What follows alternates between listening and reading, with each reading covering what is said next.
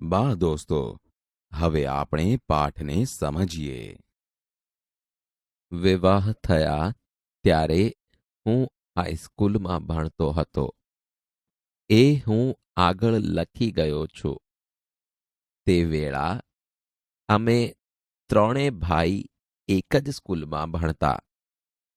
જ્યેષ્ઠ બંધુ ઉપલા ધોરણમાં હતા ને જે ભાઈના વિવાહની સાથે મારા થયા હતા તે મારાથી 1 વર્ષ આગળ હતા. વિવાહનું પરિણામ એ આવ્યું કે અમારું 2 ભાઈનું 1 વર્ષ નકામું ગયું. મારા ભાઈને સારું તો એથી એ વિષમ પરિણામ આવ્યું. વિવાહ પછી તે નિશાળમાં ન જ રહી શક્યા. આવું અનિષ્ટ પરિણામ તો દૈવ જાણે કેટલા જુવાનોનું આવતું હશે. વિદ્યાભ્યાસને વિવાહ બેઉ એક સાથે તો હિન્દુ સંસારમાં જ હોય. મારો અભ્યાસ ચાલુ રહ્યો. હાઈસ્કૂલમાં હું ફોટ નિશાળીઓ ન ગણાતો. શિક્ષકોની પ્રીતિ તો હંમેશા સાચવી હતી. દરેક વર્ષે મા બાપને વિદ્યાર્થીના અભ્યાસ તેમજ વર્તન વિશે પ્રમાણપત્ર મોકલવામાં આવતા. તેમાં કોઈ દિવસ મારું વર્તન કે અભ્યાસ ખરાબ હોવાની ટીકા થઈ નથી. બીજા ધોરણ પછી ઇનામો પણ લીધા ને 5મા તથા 6ઠ્ઠા ધોરણમાં અનુક્રમે માસિક 4 રૂપિયા ને 10 રૂપિયાની શિષ્યવૃત્તિ પણ મળી હતી. આ મળવામાં મારી હોશિયારી કરતા દૈવે વધારે ભાગ લીધો હતો. એ વૃત્તિઓ બધા વિદ્યાર્થીઓને સારું નહીં, પણ જેઓ સોરઠ પ્રાંતના હોય તેમાં પહેલું પદ ભોગવે તેને સારું હતી. 40-50 વિદ્યાર્થીઓના વર્ગમાં તે કાળે સોરઠ પ્રાંતના વિદ્યાર્થી કેટલા હોઈ શકે? મારું પોતાનું સ્મરણ એવું છે કે મને મારી હોશિયારીને વિશે કંઈ માન નહોતું. ઇનામ કે શિષ્યવૃત્તિ મળે તો મને આશ્ચર્ય થતું, પણ મારા વર્તન વિશે મને બહુ ચીવટ હતી. વર્તનમાં ખોડ આવે તો મને રડવું જ આવે. શિક્ષકને ઠપકો આપવો પડે એવું મારે હાથે કંઈ પણ થાય અથવા શિક્ષકને તેવું ભાસે એ મને અસહ્ય થઈ પડે. એક વખત માર ખાવો પડ્યો હતો એવું મને સ્મરણ છે. મારનું દુઃખ નહોતું, પણ હું દંડને પાત્ર ગણાયો એ મહાદુઃખ હતું. હું ખૂબ રડ્યો. આ પ્રસંગ પહેલા કે બીજા ધોરણનો છે. બીજો પ્રસંગ 7મા ધોરણનો છે. તે વખતે દોરાબજી એદલજી ગીમી હેડમાસ્તર હતા. તે વિદ્યાર્થી પ્રિય હતા, કેમ કે તેઓ નિયમ જાળવાવતા, પદ્ધતિસર કામ કરતા ને લેતા તથા શિક્ષણ ઠીક આપતા. તેમણે ઉપલા ધોરણના વિદ્યાર્થીઓને સારું કસરત, ક્રિકેટ ફરજિયાત કર્યા હતા. મને તેનો અણગમો હતો. ફરજ પડી તે પહેલા તો કદી કસરત, ક્રિકેટ કે ફૂટબોલમાં ગયો જ નહોતો. ન જવામાં મારી શરમાળ પ્રકૃતિ પણ એક કારણ હતું. હવે હું જોઉં છું કે એ અણગમો મારી ભૂલ હતી. કસરતને શિક્ષણની સાથે સંબંધ ન હોય એવા ખોટા વિચાર તે વેળા હું ધરાવતો. પાછળથી સમજ્યો કે વ્યાયામને લીધે શારીરિક કેળવણી ને માનસિકતા જેવું જ સ્થાન વિદ્યાભ્યાસમાં હોવું જોઈએ. છતાં કસરતમાં ન જવાથી મને નુકસાન ન થયું એમ મારે જણાવવું જોઈએ. તેનું કારણ એ છે કે પુસ્તકોમાં ખુલ્લી હવા, ખાવા ફરવા જવાની ભલામણ વાંચેલી તે મને ગમેલી ને તેથી હાઈસ્કૂલના ઉપલા ધોરણોથી જ ફરવા જવાની મને ટેવ પડી હતી. તે છેવટ લગી રહી.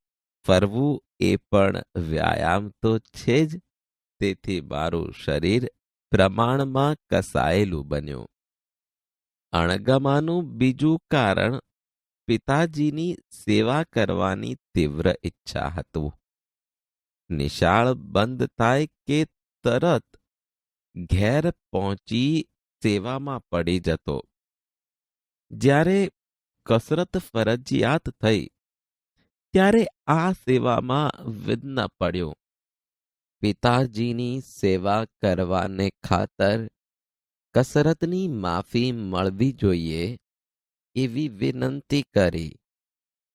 પણ ગીમી સાહેબ શાના માફી આપે? એક શનિવારે નિશાળ સવારની હતી.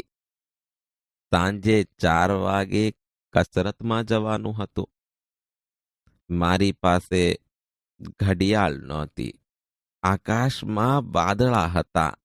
તેથી વખતની કંઈ ખબર ન રહી. વાદળાથી હું છેતરાયો. કસરતમાં પહોંચું ત્યાં તો બધા જતા રહ્યા હતા. બીજે દિવસે ગીમી સાહેબે હાજરી તપાસી તો હું ગેરહાજર નીકળ્યો. મને કારણ પૂછ્યું. મેં તો જે હતું તે કારણ બતાવ્યું. તેમણે તે સાચું ન માન્યું ને મારો એક આનો કે 2 આના એ કેટલો હતો એ બરાબર યાદ નથી, પણ મને દંડ થયો. હું ખોટો ઠર્યો. મને અતિશય દુઃખ થયું. હું ખોટો નથી એ કેમ સિદ્ધ કરું? કશો ઉપાય ન રહ્યો. મનમાં ને મનમાં સમસમી રહ્યો. રોયો. સમજ્યો કે સાચું બોલનારે ને સાચું કરનારે ગાફેલ પણ ન રહેવું જોઈએ. આવી ગફલત મારા ભણતરના સમયમાં આ પહેલી અને છેલ્લી હતી. મને ઝાંખું સ્મરણ છે કે છેવટે હું એ દંડ માફ કરાવી શક્યો હતો. કસરતમાંથી તો મુક્તિ મેળવી જ નિશાળના સમય પછી પોતે મારી હાજરી, પોતાની સેવાના અર્થ ઈચ્છે છે એવો પિતાશ્રીનો કાગળ હેડમાસ્તરને મળવાથી મુક્તિ મળે. વ્યાયામને બદલે ફરવાનું રાખ્યું. તેથી શરીરને વ્યાયામ ન કરાવ્યાની ભૂલને સારું કદાચ મારે સજા નથી ભોગવવી પડી. પણ બીજી એક ભૂલની સજા હું આજ લગી ભોગવી રહ્યો છું. ભણતરમાં અક્ષર સારા લખવાની જરૂર નથી એવો ખોટો ખ્યાલ મારામાં ક્યાંથી આવ્યો એ હું જાણતો નથી, પણ છેક વિલાયત જતા લગી એ રહ્યો. પછી અને મુખ્યત્વે કરીને દક્ષિણ આફ્રિકામાં, જ્યાં વકીલોના અને દક્ષિણ આફ્રિકામાં જન્મેલા ને ભણેલા નવયુવકોના મોતીના દાણા જેવા અક્ષરો જોયા ત્યારે હું લજવાયો ને પસ્તાયો. મેં જોયું કે નઠારા અક્ષર એ અધૂરી કેળવણીની નિશાની ગણાવી જોઈએ. મેં મારા અક્ષર પાછળથી સુધારવા પ્રયત્ન કર્યો, પણ પાકે ઘડે કંઈ કાંઠા ચડે. જુવાનીમાં જેની મેં અવગણના કરી તે હું આજ લગી નથી જ કરી શક્યો. દરેક નવયુવક અને યુવતી મારા દાખલાથી ચેતે ને સમજે કે સારા અક્ષર એ વિદ્યાનું આવશ્યક અંગ છે. સારા અક્ષર શીખવાને સારું ચિત્રકળા આવશ્યક છે. હું તો એવા અભિપ્રાય ઉપર પહોંચ્યો છું કે બાળકોને ચિત્રકળા પ્રથમ શીખવવી જોઈએ. જેમ પક્ષીઓ, વસ્તુઓ વગેરેને જોઈ બાળક તેને યાદ રાખી સહેજે ઓળખે છે, તેમજ અક્ષર ઓળખતા શીખે ને જ્યારે ચિત્રકળા શીખી ચિત્રો વગેરે કાઢતા શીખે ત્યારે અક્ષર કાઢતા શીખે તો તેના અક્ષર છાપેલ જેવા થાય. આ કાળના વિદ્યાભ્યાસના બીજા 2 સ્મરણ નોંધવા લાયક છે. વિવાહને લીધે 1 વર્ષ ભાંગ્યું તે બચાવી લેવાનો બીજા ધોરણમાં માસ્તરે મારી પાસે વિચાર કરાવ્યો. મહેનતુ વિદ્યાર્થીને એમ કરવાની રજા ત્યારે તો મળતી. આથી 3જા ધોરણમાં હું 6 માસ રહ્યો ને ઉનાળાની રજા પહેલાની પરીક્ષા પછી મને 4થા ધોરણમાં મૂક્યો. અહીંથી કેટલુંક શિક્ષણ અંગ્રેજી મારફતે શરૂ થાય. મને કશી સમજ ન પડે. ભૂમિતિ પણ 4થા ધોરણમાં શરૂ થાય. હું તેમાં પાછળ તો હતો જ ને વળી એ મુદ્દલ ન સમજાય. ભૂમિતિ શિક્ષક સમજાવવામાં સારા હતા, પણ મને કંઈ ગેડ જ ન બેસે. હું ઘણી વેળા નિરાશ થતો. કોઈ વેળા એમ થાય કે 2 ધોરણ 1 વર્ષમાં કરવાનું છોડી હું 3જા ધોરણમાં ચાલ્યો જાઉં. પણ એમ કરું તો મારી લાજ જાય ને જેણે મારા ખંત ઉપર વિશ્વાસ રાખી મને ચડાવવાની ભલામણ કરી હતી તે શિક્ષકની પણ લાજ જાય. એ ભયથી નીચે ઉતરવાનો વિચાર તો બંધ જ રાખ્યો. પ્રયત્ન કરતા કરતા જ્યારે યુક્લિડના 13મા પ્રમેય ઉપર આવ્યો ત્યારે એકાએક મને થયું કે ભૂમિતિ તો સહેલામાં સહેલો વિષય છે, જેમાં કેવળ બુદ્ધિનો સીધો ને સરળ પ્રયોગ જ કરવાનો છે. તેમાં મુશ્કેલી શી? ત્યારબાદ હંમેશા ભૂમિતિ મને સહેલો અને રસિક વિષય થઈ પડ્યો. સંસ્કૃતે મને ભૂમિતિ કરતા વધારે મુશ્કેલી પાડી. ભૂમિતિમાં ગોખવાનું તો કંઈ જ ન મળે, ત્યારે સંસ્કૃતમાં તો મારી દ્રષ્ટિએ બધું ગોખવાનું જ રહ્યું. આ વિષય પણ 4થા ધોરણથી શરૂ થયેલો. 6ઠ્ઠા ધોરણમાં હું હાર્યો. સંસ્કૃત શિક્ષક બહુ સખત હતા. વિદ્યાર્થીઓને ઘણું શીખવવાનો લોભ રાખતા. સંસ્કૃત વર્ગ ને ફારસી વર્ગ વચ્ચે એક જાતની હરીફાઈ હતી. ફારસી શીખવનાર મૌલવી નરમ હતા. વિદ્યાર્થીઓ માહે માહે વાત કરે કે ફારસી તો બહુ સહેલું છે ને ફારસી શિક્ષક બહુ ભલા છે. વિદ્યાર્થી જેટલું કરે તેટલાથી તે નિભાવી લે છે. હું પણ સહેલું છે એમ સાંભળી લોભાયો ને એક દિવસ પારસીના વર્ગમાં જઈ બેઠો. સંસ્કૃત શિક્ષકને દુઃખ થયું. તેમણે મને બોલાવ્યો. તું કોનો દીકરો છે એ તો સમજ. તારા ધર્મની ભાષા તું નહીં શીખે? તને જે મુશ્કેલી હોય તે મને બતાવ. હું તો બધા વિદ્યાર્થીઓને સરસ સંસ્કૃત શીખવવા ઈચ્છું છું. આગળ જતા તો તેમાં રસના ઘૂંટડા પીવાના છે. તારે એમ હારવું ન જોઈએ. તું ફરી મારા વર્ગમાં બેસ. હું શરમાયો. શિક્ષકના પ્રેમની અવગણના ન કરી શક્યો. આજે મારો આત્મા કૃષ્ણ શંકર માસ્તરનો ઉપકાર માને છે.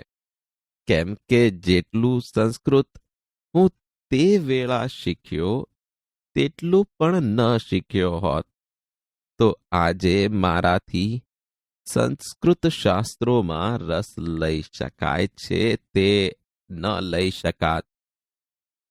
મને તો એ પશ્ચાતાપ થાય છે કે હું સંસ્કૃત વધારે ન શીખી શક્યો.